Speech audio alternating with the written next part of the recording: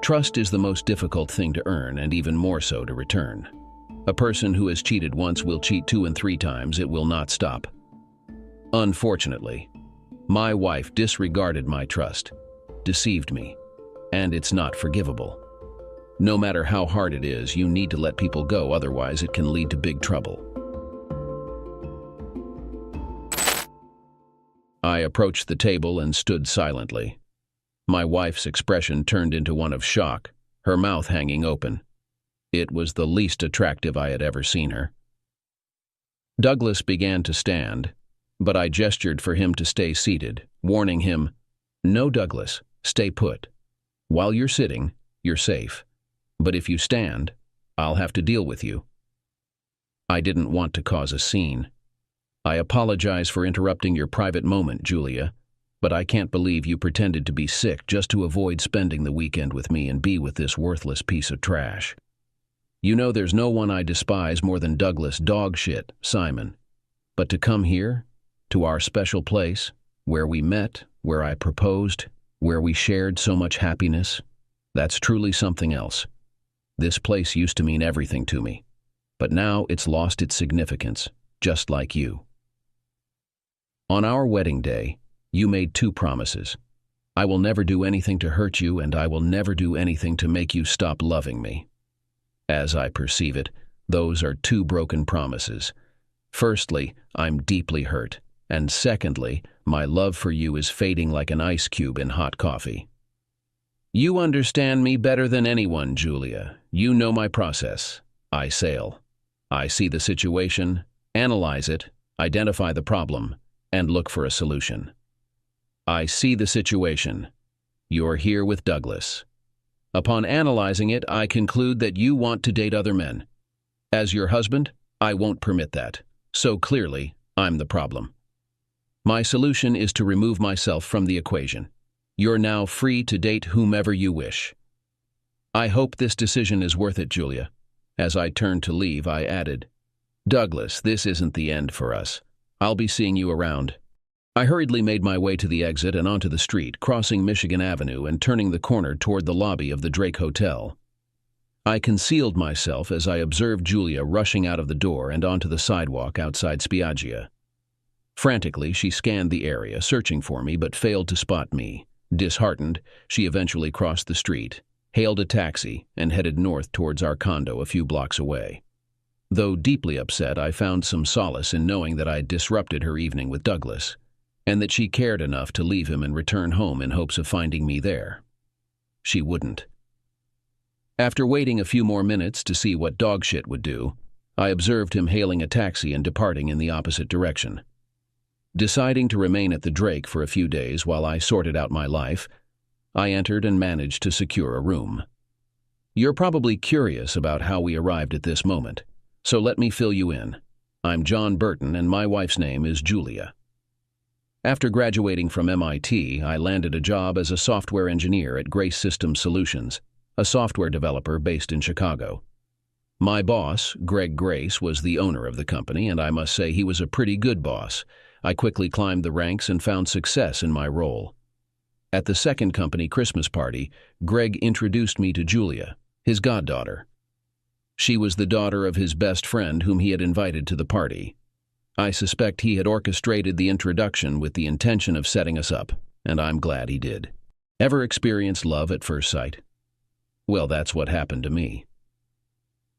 Julia captivated me from the moment I laid eyes on her. She was not only stunningly beautiful, but also witty, funny, and everything I could have hoped for in a partner. I was completely smitten. We hit it off immediately and never looked back. As mentioned earlier, the party took place at Spiaggia, and it soon became our special spot. 3 months later, during a Saturday evening date at Spiaggia, I asked her to marry me. Without hesitation, she jumped into my arms and said yes. We tied the knot, and with each passing day, our lives improved. Both of our careers thrived, and we often celebrated with dinners at our home. We exchanged vows in 2010, and for a while everything felt perfect.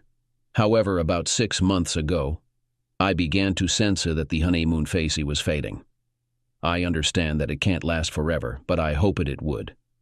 While I was pretty sure there was no infidelity, there's always that lingering doubt.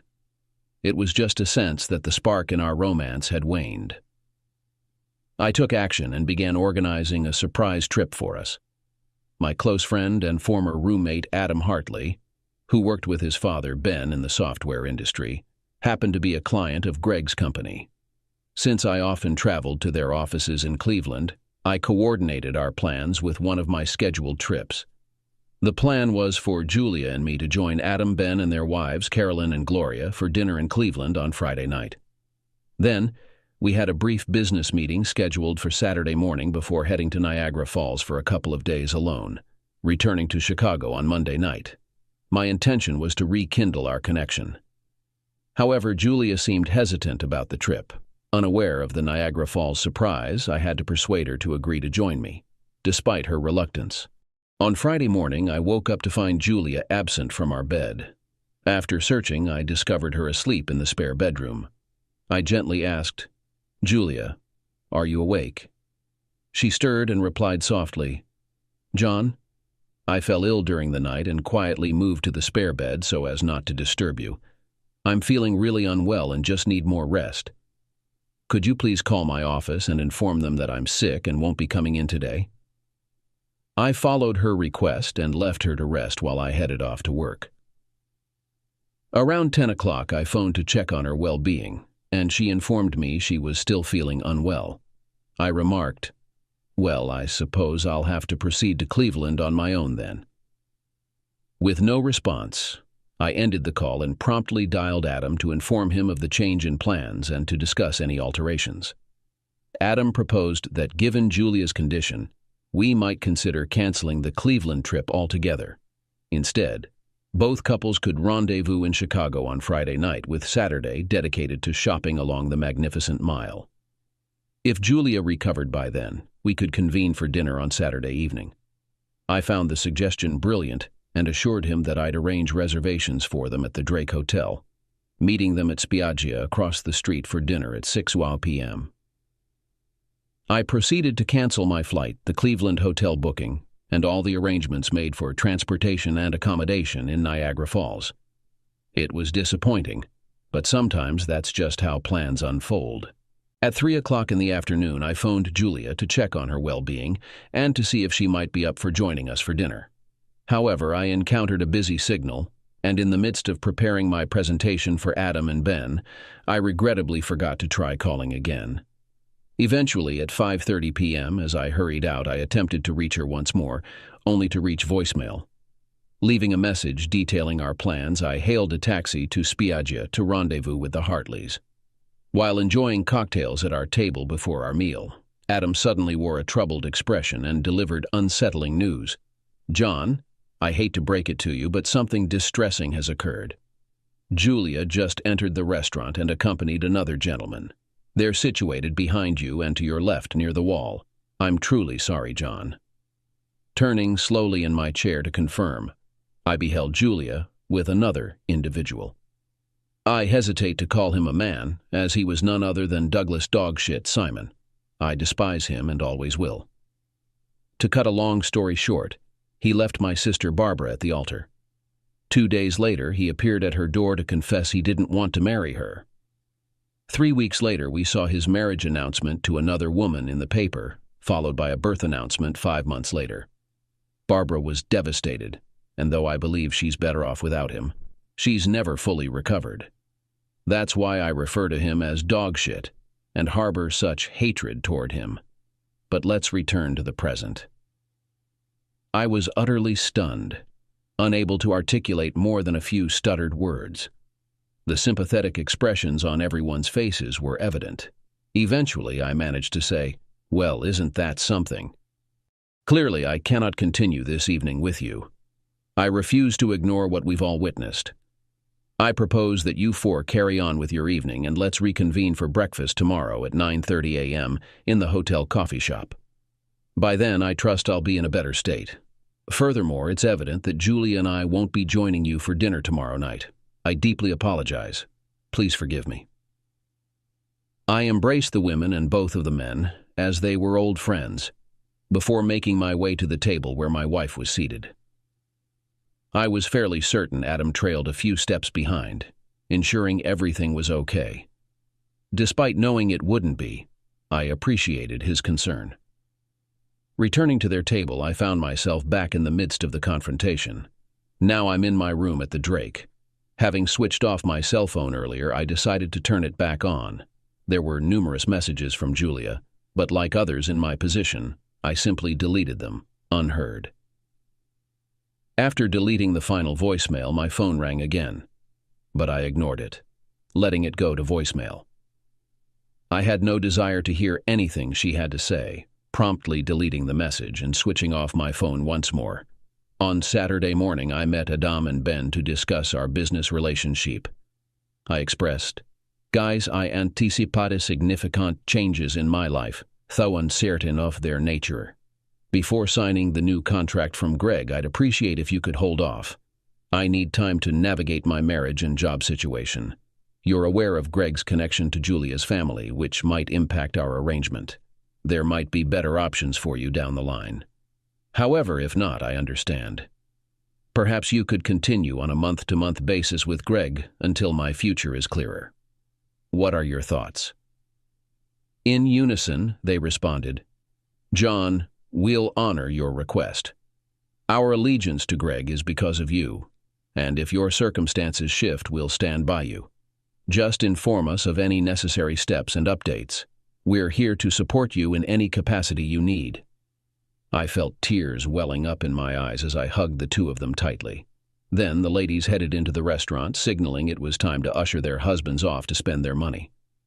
Adam's wife, Carolyn, grinned and joked, "Come on, darling, your credit card needs some action. I think I'll warm it up for you." Gloria, Ben's wife, chimed in, "I hope Ben's cards can handle the heat because we're going to swipe them so much today they might just melt. It's not often we get a chance to shop the Magnificent Mile." Despite my emotions, I couldn't help but chuckle. I knew they were teasing their husbands and trying to lift my spirits. I appreciated it immensely. After exchanging hugs, they departed. I briefly considered heading to the office to sort things out, but thought better of it. Greg might be there on a Saturday, and Julia might expect me to show up. Instead, I decided to stay away and tackle my tasks early Sunday morning. The rest of Saturday afternoon was spent lost in a book I had picked up. The following day, I headed to the office and organized a few things. I devised a plan for what I intended to achieve on Monday morning. Afterward, I returned to my hotel room with the Chicago Tribune and perused the apartment advertisements. Aware that staying at the Drake wasn't a long-term option, I knew I needed an alternative. Once I had identified a few possibilities, I made some calls and scheduled appointments for Tuesday morning. With everything arranged, I relaxed and decided to watch some football. On Monday morning, I visited my attorney. Roger had been my attorney since my arrival in Chicago, so I asked him if he would encounter any issues representing me in a divorce case. He responded, "Absolutely not, John. I find it hard to believe you're divorcing Julia. Your love for her is unlike anything I've ever seen." I responded, "Roger, the crucial term here is love. It's in the past tense now because I no longer love her. If you'd rather not represent me, that's fine, but I request that you also refrain from representing Julia." He agreed, saying, "I'd prefer not to represent either of you. John, I believe you should attempt to resolve this, but if you can't or won't, then you should engage Jacob Easterman. I trust he'll handle your case well. Please try to resolve it, all right?" I expressed gratitude for the referral, but insisted, "There's no chance of reconciliation, Roger. I simply don't love her anymore." I met with Jacob, who assured me he could have all the necessary paperwork ready to file by the end of the day on Tuesday, and Julia would be served Wednesday morning. The next task on my agenda was a trip to the bank, where I obtained a cashier's check for half of our savings account. I opted to keep all the funds in our checking account as there would be ongoing bills to settle until our divorce was finalized. Julia and I had a specific financial agreement in place. We each contributed a fixed amount monthly to cover operational expenses, along with designated sums for dining, entertainment, and a fund for household items and equipment. This fund had accumulated significantly due to our habit of consistently contributing more than we spent. Hence, I left it untouched to cover expenses until the divorce was settled.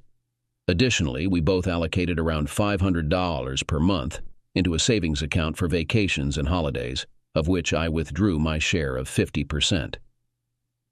The entirety of our individual earnings belonged to us to invest and utilize as we pleased. Both my investment account and her investment account were entirely separate, managed by different brokers. I'm unaware of the value of her account, and I suspect she's unaware of mine. Similarly, we each managed our 401k plans independently. The only financial information we shared was the monthly deposit into our checking and savings accounts. Afterwards, I went to a different local bank and opened new accounts for myself.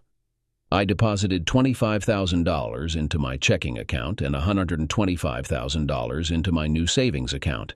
I attended to a few other financial matters such as insurance before deciding it was time to address things at the office. Upon arriving, I was promptly informed by Kelly, the receptionist, that Greg wanted to see me in his office right away.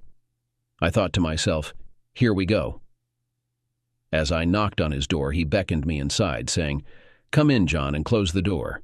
I just got a call from Julia. What's going on?" After recounting the entire story, he inquired, "What's your plan now?" To which I responded, "I'm going to divorce her. What do you think?" Though I genuinely liked Greg, he could be arrogant at times, and it became evident immediately. He declared, "No, John, you're not. You're going to tough it out and reconcile with your wife. You can't divorce her and still work here. Those are your options. Fix things with Julia or I'll terminate you." Feigning surprise, I replied, "Greg, are you suggesting that my worth to this company is contingent on my marital status? Have my contributions not been satisfactory? Have I violated any company policies?" By now, you might have guessed that I had recorded the entire conversation on my phone. "John, you've been a valuable asset to the company, always adhering to the rules you helped shape. However, Julia, who happens to be my goddaughter, is adamant that unless you reconcile with her, I'll have to let you go. Do you understand?" Despite feeling pressured, I planned to shift the dynamic. Suppressing a smile, I responded in a somber tone, "Then, Greg, you'll have to make it official because I'm ending things with Julia." Greg appeared surprised and disappointed as he uttered, "John, you're terminated." I requested security to accompany me to my office to collect my remaining belongings. Anticipating the situation, I had already removed some items on Sunday. With my history with Greg, I knew him well. When I arrived at my office, or rather what used to be my office, there were only a few items I wanted. I packed them into a small box I found in the storage room. Just as I was about to leave, Greg stopped me. "John, what about this picture?" It was a photo of Julia and me on our wedding day. She looked stunning in her gown, and I have to admit I didn't look too bad in my tuxedo either. A wave of sadness washed over me, and I felt tears welling up in my eyes. I replied, "Ah, yes, I always liked that frame." I picked up the picture, removed the back, dropped it into the trash bin, and placed the frame in my box of belongings. As I turned to leave, Julia was standing there. She looked shocked, tears streaming down her face. Clearly, she had seen me discard the wedding picture and understood its significance. In a subdued voice, she asked, "Johnny, can we talk?" I paused my departure just momentarily to respond. "Julia, there's no need for discussion. You've already betrayed me, or were about to. You've broken both vows we made on our wedding day. You've hurt me deeply, shattered my heart, and done something that extinguished my love for you. As the saying goes, you can't mend a broken heart. What's left?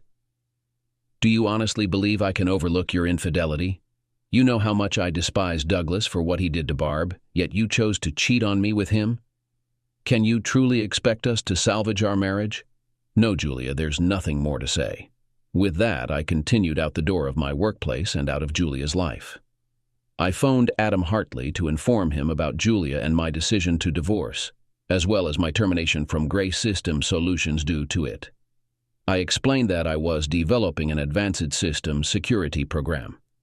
surpassing Grace's current offerings. But it required a couple of months for preparation.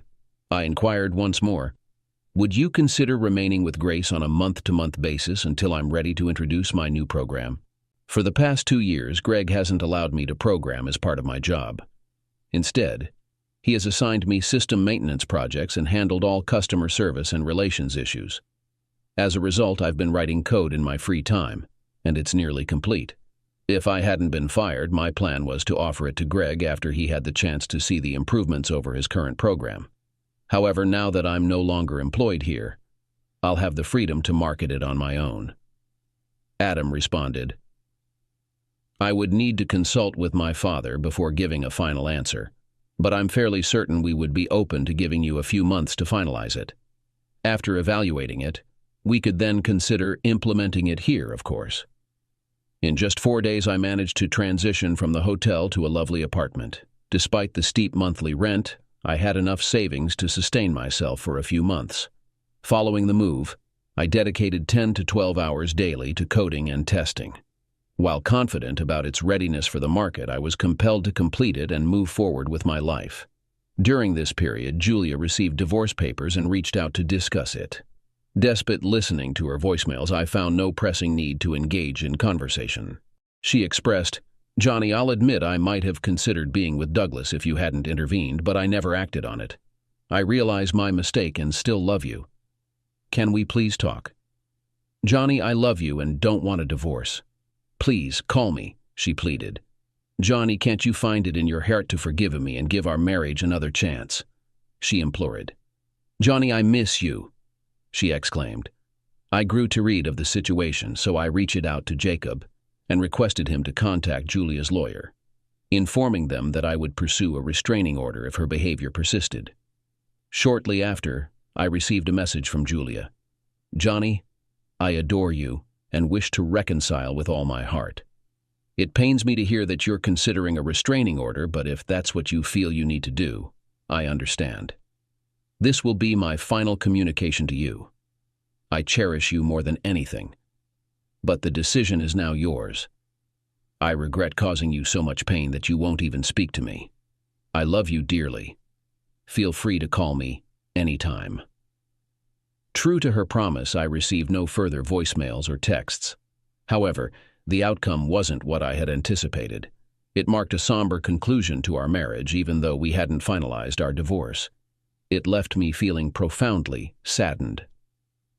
Over the span of 3 weeks, I dedicated many hours each day to working on my programs. On a Friday afternoon, not long after lunch, Jacob called me to inform that we had a court hearing scheduled for the following Wednesday morning with Judge Janice Caldwell. He conveyed that this wasn't good news, as Judge Caldwell had a reputation for being strongly opposed to divorce, often subjecting individuals to extensive scrutiny before granting it, if she granted it at all. Upon our arrival at the courtroom, Julia and her attorney were already present, and our case was promptly called. As we took our seats, the bailiff called for order, prompting us to rise. Judge Caldwell entered, greeted us, and then turned to me, posing the question, "As the petitioner in this divorce case, I'm inquiring whether you would consider dropping this action and instead return home to work on your marriage." I responded, "No, Your Honor. I wish to proceed with the lawsuit." I sensed trouble brewing when she displayed disapproval but acquiesced with, "Very well then." Addressing Julia, she queried, "Mrs. Burton, do you consent to this divorce proceeding, or would you prefer to attempt reconciliation?" Without hesitation, Julia asserted, "Your Honor, I adamantly oppose divorce. I cherish my husband and am wholly committed to salvaging our marriage." Mr. Burton, having thoroughly examined the petition, noting the grounds of irreconcilable differences and observing your remarkably equitable proposed settlement, I find no sign of the typical acrimony seen in most petitioners. Can you account for this? Your Honor, I bear no animosity towards her, nor do I seek to inflict harm. My intention is simply to end the marriage because my love for her is faded." Julia gasped at my words, her response tinged with a hint of sorrow. The judge proceeded, stating, "I believe there's a strong possibility for resolving your issues given the right opportunity. I'm mandating marriage counseling with a highly qualified therapist. You'll have 3 joint sessions initially, followed by 3 individual sessions for each of you, and then 2 more joint sessions. The only exception is if the counselor informs the court that there's no hope for salvaging the marriage. This is my ruling." With a decisive strike of her gavel, she called, "Next case." I wanted to object, but Jacob held my arm and advised, "John, attend the first session and see if you reconsider. If not, clearly express to the counselor your desire to end things and see where it leads." The counseling session was a disaster. Julia wept, apologized, and pleaded for me to halt the divorce and work on our marriage. Though the counselor listened to me, he didn't appear very sympathetic to my wish to end the marriage. He inquired, "John, can you explain why you're unwilling to consider working on your marriage?" "Dr. Graham, let me share a story. Not fictional, but it might sound like a fairy tale to some. I was at my company's Christmas party and spotted a woman across the room. Ever heard of love at first sight? That's what it was for me. My boss introduced me to his goddaughter, Julia, and I knew she was the one I wanted to spend the rest of my life with. I glanced over at Julia and saw a smile, a departure from the sadness and tears just moments ago. She seemed perfect for me, and apparently I was perfect for her too, because not long after, we became deeply involved. 3 months later, I proposed, and from then on, we didn't look back. I believed we were flawless. This time, a small sigh escaped me, almost a sob, but not quite. I continued, "It was love at first sight, Mr. Graham. It wasn't a gradual growth. It happened instantly. Love at first sight. Do you think that reveals anything about my psychological makeup? I believe it does. If love can happen at first sight, then falling out of love in an instant wouldn't be too far-fetched, would it? Julia was out with another man. She insists nothing happened between them, and I'm inclined to believe her. But the fact remains, she was on a date with someone else. In any interpretation, that's infidelity. And to make matters worse, it was Douglas Dogshit Simon, my archenemy. It wasn't just any man. Julia knew how much I despised Douglas, knew the whole story of how he hurt my sister Barbara, yet she chose him to betray our marriage. Adding further insult to injury, she accompanied him to the most significant place in our relationship, the place where we first met, where I proposed, where we shared countless happy moments, and where I envisioned celebrating milestones like her first pregnancy and the birth of our first child. When I witnessed her sitting with Douglas, his hand caressing her face, their glasses clinking in a toast, and the smile on her face, it felt like the love of my life was betraying me with my worst enemy. My heart shattered, and the love I once had began to seep away. By the time I reached their table, my heart was already half empty, and as I left the restaurant, it was completely devoid of love. There was nothing left for the woman who had been my everything. So, you understand now, Doc, why I can't continue in this marriage. There's no love remaining, and I refuse to stay in a relationship where love has evaporated. Can it be any clearer than that? By now, Julia was openly weeping, and though I empathized with her, it didn't sway my determination. My feelings for her had waned, and I desired to end the marriage. Turning to her, I expressed, "Julia, I regret causing you pain. But can't you understand where I'm coming from? Staying married when there's no love left isn't fair to either of us." Dr. Graham interjected, "Our session has concluded for today, but I believe we've laid everything out on the table. I'm optimistic that with individual counseling, we can make progress and potentially mend your relationship. I'll advise the judge to continue these sessions." I was infuriated by this point. After everything I've said, there's no way I'm going to more counseling. It's delusional to think this marriage stands a chance. If you want to counsel Julia, go ahead, but I'm done. Storming out, I thought, how can anyone be so oblivious? 2 days after the scheduled date, I received a letter from the court outlining 3 dates for my individual counseling sessions. Unfortunately, I missed the first appointment, which resulted in me being brought before the judge and ultimately found in contempt of court. Judge Caldwell imposed a $500 fine and warned that missing the next session would lead to imprisonment. Defiantly, I declared that I would not attend any more counseling sessions, which led to me being incarcerated as predicted.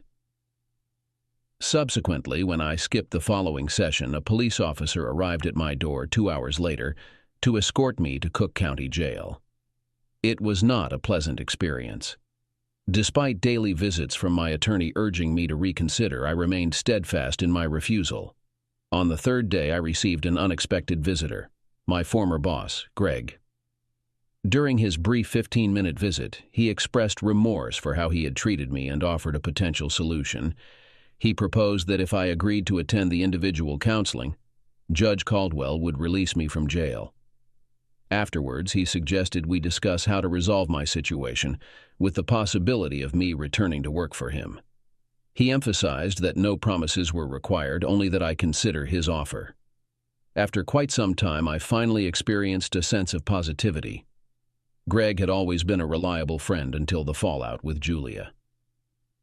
I agreed to his request and promised to consider returning to work for Grace Systems Solutions. The judge arranged my first individual session for the following day. An officer accompanied me home, waiting while I prepared for the appointment. He then escorted me to the session and waited until it concluded. The session involved the expected psychological probing, and I made every effort to cooperate. Afterward, Dr. Graham escorted me out and informed the officer, "Mr. Burton was very cooperative and has agreed to attend the next session a week from today." The officer cautioned, "Very well, Mr. Burton, you are free to go home. But let me warn you, if you miss next week's session, you'll face Judge Caldwell again. I wouldn't want to be in your shoes then. She's one tough woman when angered, so my advice is not to skip that session." I phoned Greg and scheduled a meeting at my place for the following day. We spent the entire morning discussing his proposed plan, making all necessary arrangements to achieve our goals. Then we went out for lunch. Afterward, we reconvened to talk about my future involvement with Grace Systems Solutions. I expressed, "Greg, I've always held you in high regard, and you've been a great friend. However, I have to prioritize my own interests. Do you recall when I received my last promotion? You instructed me to refrain from programming, citing that my role as a system maintenance manager and customer service relations manager was too vital to delve into coding. I enjoy coding, Greg, so I've been developing an advanced security program that surpasses anything currently available on the market by 4 generations. Believe me when I say it's groundbreaking and would completely transform the security landscape of our country. You're aware of the ongoing challenges retailers face with hacking incidents. Well, with my new program, that will become entirely impossible. I'm just a couple of months away from conducting tests on real company data, and I anticipate it will be ready for implementation within 3 or 4 months. Greg nodded. Do you have Ben and Adam lined up for testing? I grinned and replied, Greg, I could never deceive you. Yes, they've agreed to give it a shot. You know they're supporting you because of my personal connection with Adam, and frankly, if my project succeeds, they might leave your side. Greg nodded. You're probably right, but how are you planning to bypass the non-compete clause in your contract? Greg, the non-compete clause only kicks in if I resign or get terminated for cause. Neither of those scenarios applies here. You terminated me because I refused to sort out my marriage, so there's no issue with the non-compete clause. He smirked mischievously. I'm not trying to be confrontational because I want you back on the team, but I could have easily fabricated some work-related issues as a fallback plan. I chuckled at him, and he seemed to become visibly annoyed that I found amusement in the situation, John explained. Greg, he continued, I recorded our conversation when you terminated my employment, and I distinctly asked if any work-related issues led to my dismissal. Your response was a clear no. My termination was solely related to Julia, not my performance. I have a recording of our discussion. Why did you feel the need to record our conversation, John? Greg inquired. Because, Greg, I know you well. I understand your feelings for Julia, and I was confident you would do everything possible to dissuade me from divorcing her. Fair point, Greg conceded. John pressed on. I anticipate significant profits from my new software venture, and I'm prepared to share that success with you, Greg, under certain conditions. I'm willing to return to full-time employment with you. My responsibilities regarding customer service relations will remain unchanged, but I won't be handling system maintenance anymore. You'll need to hire a manager for that role, who will report to me due to its close alignment with the new program. Assuming you're on board with the new program, which I believe you will be thrilled about, the majority of my time, approximately 40%, will be devoted to program development. While I'll be working full-time for you and being compensated for developing my program and future ones, I will retain exclusive ownership of these programs.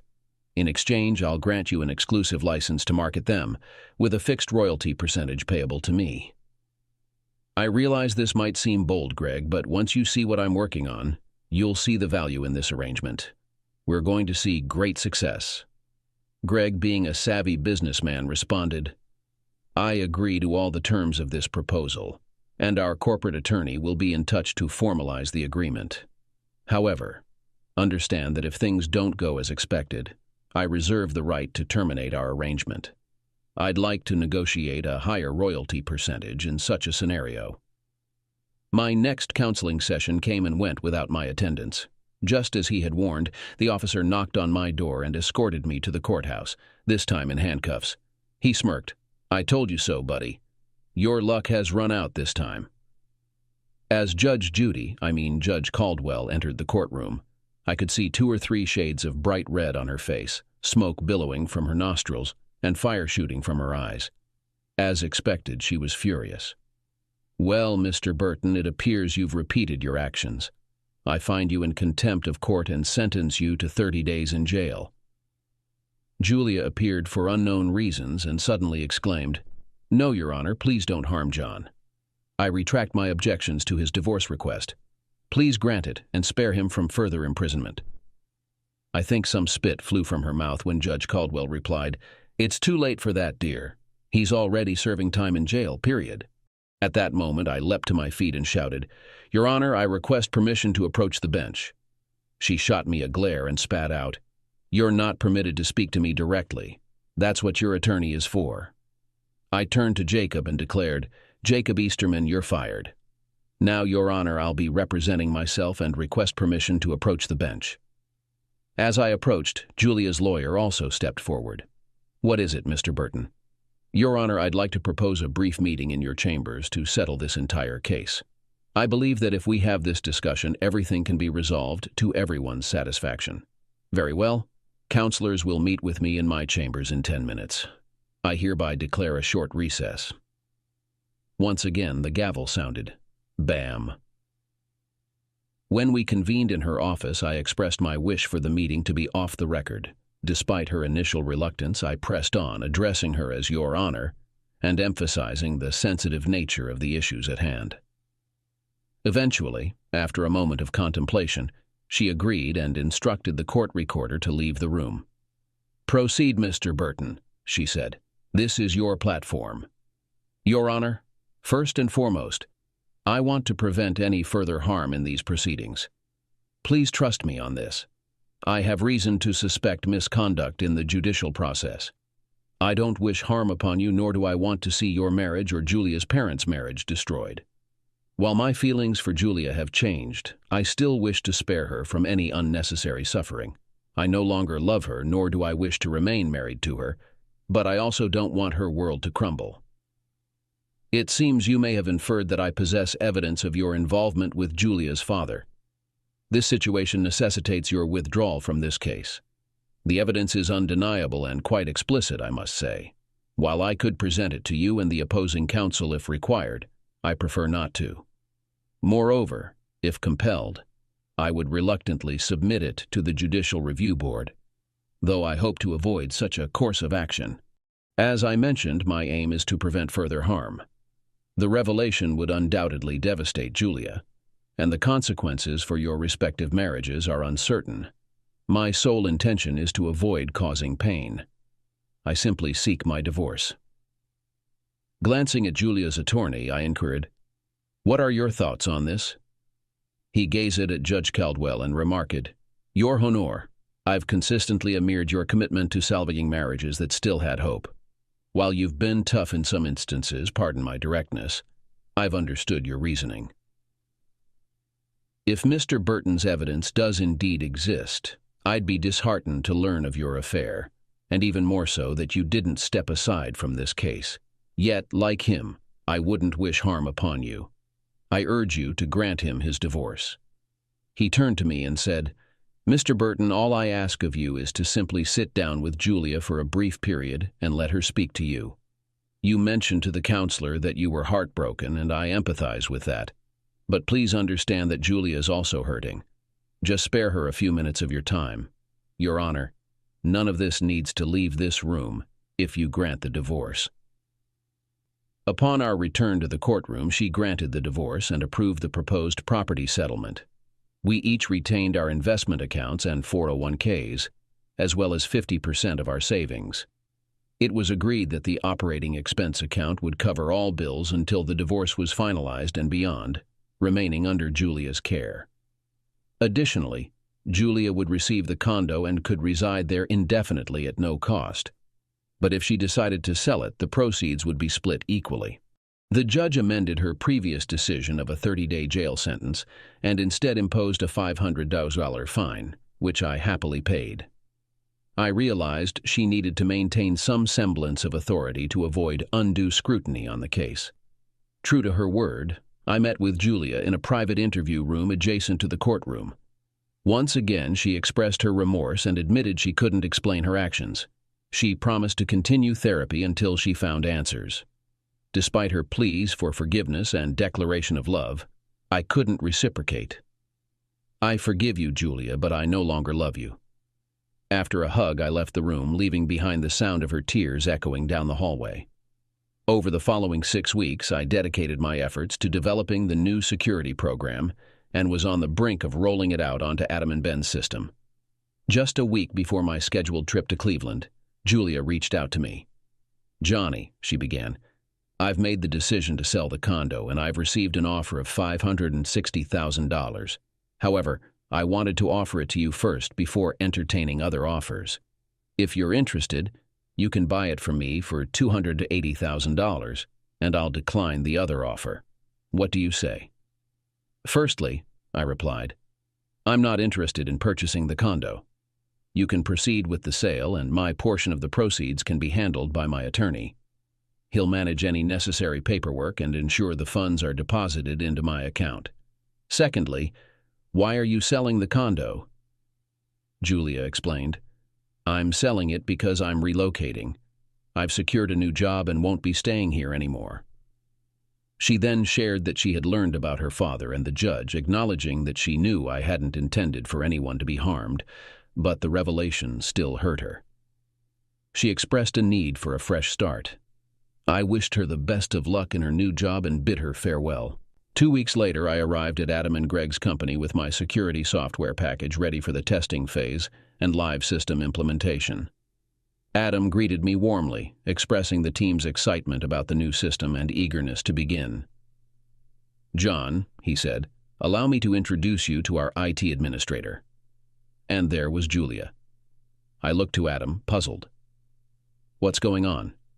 He grinned, replying, "Julia is our new IT administrator. I'm confident you're aware of her talent, and I'm sure you'll have no trouble collaborating with her to implement the new security package." I was a little surprised, but I informed him, "I'll need a computer setup to work on some tasks for the rest of the day. I'll be using Julia a bit, but mostly I'll be preparing the package for installation and implementation. The computer should have internet access." I managed to compose myself, and I must say the day turned out quite pleasant. I've always seen Julia as clever, intelligent, witty, beautiful, and enjoyable to be around. None of those qualities had changed. It was a pleasant day. I've always regarded Julia as not only my wife and lover, but also my best friend, so we got along wonderfully. Throughout the day, it was evident that Julia was making every effort to stay close to me, engage with me, and yes, subtly touch me. It was having an impact. As I mentioned, I've always considered Julia my best friend, and truthfully, I missed her. At 5:30 p.m., we bid farewell with a promise of seeing each other tomorrow and departed. While seated in my hotel room, I pondered deeply and resolved to take a daring step. I accessed the company's computer system by logging into my laptop. Yes, you know us programmers often include a back door in our systems just in case we need access. Afterward, I infiltrated the personnel records and obtained Julia's address. Subsequently, I visited a wine store, purchased a bottle of Julia's favorite wine, and drove to her apartment. Upon arrival, the doorman inquired about my intended visit and whether Julia was expecting me. I clarified, "I'm here to see Julia Burton, and no, she isn't expecting me." He then phoned Julia's apartment but received no response. Speculating that she might be out for dinner and not yet returned, I asked if it would be permissible for me to wait. He granted permission and directed me to a small lounge area adjacent to the lobby. Before long, I spotted Julia entering with a man in tow. As they approached the elevator, he embraced her, kissed her, and gave her a friendly pat on the backside. Just then, the doorman snapped out of it, approached them, and said something to Julia while gesturing in my direction. I began to walk towards them, overhearing Julia pleading, "Oh God, no, please, no, no, no." "Looks like I've stumbled upon your date again, Julia," I remarked. "I'm sorry for intruding, but I'm certainly glad I did." Handing the man a bottle of wine, I added, "Wishing you both a pleasant evening." Exiting, I heard Julia rushing after me, pleading, "Johnny, please don't go. Please don't leave me again." But I did. I returned to my hotel and emailed Julia at her workplace. "Julia, when I walked into Adam's offices, I was surprised to find you there. It didn't take me long to realize that you must have quit your job, sold the condo, moved to Cleveland, and started working for Ben and Adam just to be near me. I may come off as arrogant, but I assumed you wanted a chance to reconnect with me and possibly get back together." I added, "I suppose Greg had a hand in that, telling you what I was working on and where I would be. It's not really surprising, but it doesn't sit well with me to have him meddling in my life. Regardless, I was genuinely happy to see you. Honestly, I've missed you. After all, we were great friends. I enjoyed our time together today. It felt really good. I didn't want it to end, so I brought over a bottle of wine to continue our conversation away from the office." I needed to pause and gather my thoughts. Then I continued, "Imagine my surprise when I saw you with another man. It's rather bewildering, to be honest. You went through the effort to reconnect with me, yet in the short time you've been in Cleveland, you've already formed an intimate relationship with someone else. There are only two explanations I can come up with for that behavior.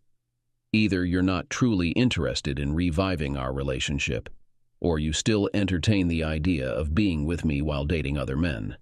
Well, either way, I'm no longer part of the equation. I had been doubting my decision to divorce you, but your actions reassure me that I made the right choice. What frustrates me is knowing that I almost fell for it again, believing that you cared about me. You don't. You only care about yourself. I hope someday you find what truly fulfills you, what brings you happiness. The only thing left for me to say is, don't try to pursue me in any way again. As far as you're concerned, I should cease to exist. I wish you all the best, Julia." I followed up with another email regarding the software installation. "Julia, I've attached a file to this email with detailed instructions on how to activate the security software. There's a 2-word password required to access both the file and the security system. I'll let you figure out what those 2 words are, but if you recall our last meeting at Spiaggia, it should be straightforward. If you can't remember, maybe Adam can help, as he also heard them." As it turns out, the passwords were broken promises. Those 2 words would always grant access to the security system. I admit it was a bit petty, but whatever. Every time she accessed the system, she'd be reminded of how she neglected our marriage. I've installed the package on the server, and with the provided instructions, all you need to do is activate it and set secondary access codes and passwords for other users. Everything is detailed in the instructions. If you encounter any issues in the future, reach out to Greg, and he'll connect you with the team I collaborated with on the program, as I'll no longer be with the company. Best of luck. At times, men who have divorced due to infidelity may discover a younger, more attractive and intellectually vibrant partner compared to their previous spouse. This new woman may exhibit a stronger passion for intimacy and assure everlasting fidelity. Julia seemed to fit this description before she strayed from our marriage. Unfortunately, I didn't encounter such a woman. Upon leaving Grace System Solutions, I fell into a state of depression. Although I still received substantial royalties from Greg's continued marketing of the security package licenses, the money lost its significance. I found myself in uncharted emotional territory, grappling with a severe blow to my self-esteem and confidence, a first for someone who had always been self-assured. Recognizing the need for help, I turned to Sale and sought counseling. After several sessions, I began to regain my footing. While I continued counseling for a while longer, I felt confident that I was back on the right path. And no, Dr. Graham wasn't my counselor. With the increased income, I approached my sister Barb, and we decided to relocate to a new condominium together. Barb was still recovering from the emotional scars inflicted by Douglas Dogshit Simon, while I was grappling with the aftermath of my own experiences with Julia. I invested in a lovely 2-bedroom condo, complete with a stunning living room, dining area, and a top-notch kitchen arrangement. The spacious office area was particularly ideal for my needs. A couple of months later, I met my sister's friend. Her name was Jessica. From that moment on, Jess and I became an inseparable couple.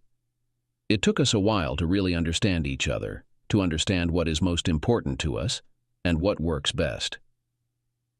We got married a few months later, and I was incredibly happy. We did not postpone the creation of our family, and at the moment, we have 3 wonderful children. Our daughters have inherited their mother's gentleness, while our son, the youngest, has a gentle kindness combined with resilience that does not allow his sisters to bully him. I've also developed a couple of other very successful programs that Greg effortlessly promotes. As a result, we have accumulated a considerable fortune and enjoy spending time with our children, and sometimes alone with ourselves. Our adventures have taken us far, far away, discovering many wonders. I'm trying to convince Jess to have another child, but I suspect I'm going to lose this argument. As for Julia, according to Greg, she found someone else and got married. Apparently, she's still interested in me, but Greg advises her to focus on her current life.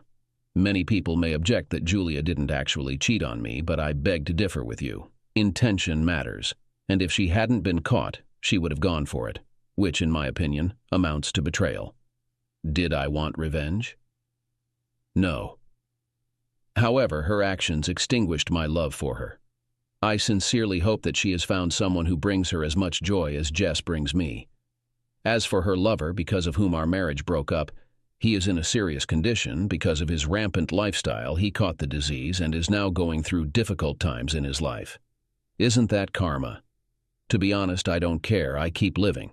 Have I ever wondered why my ex-wife decided to have an affair on the side? Yes, and repeatedly. And I already have the answer to this question. One of my friends with whom Julia worked told me that Julia just wanted something new and she was bored with me. But when he asked her if she was going to cheat on me for real, she only lowered her eyes in response.